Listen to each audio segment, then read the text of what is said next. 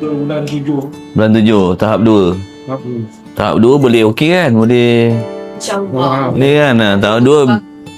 Tahap 2 biasanya boleh.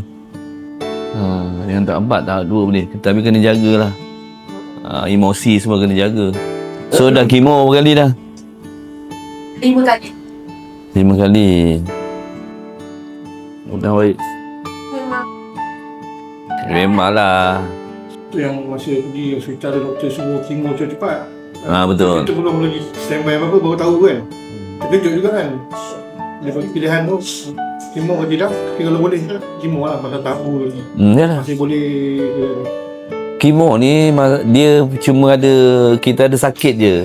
Lepas kemo tu kita rasa lepak ke apa yang tu. Sebelum ni macam mana kan dah butuh. Oh, ada kerja manis. So minta bantuan siapa tolong ni?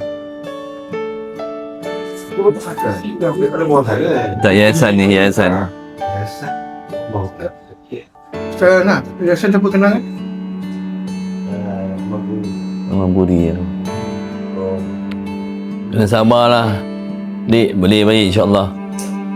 Jadi memang dia pun tak boleh nak stres. Dia tu tak boleh stres. Tapi sekarang siapa yang bantu awak? Itu projek baru.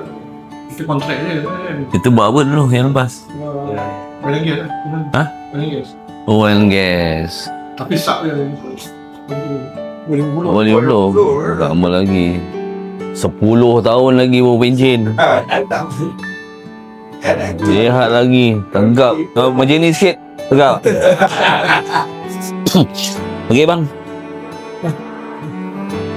Okey deh. Mudah-mudahan sihat lah. Ni.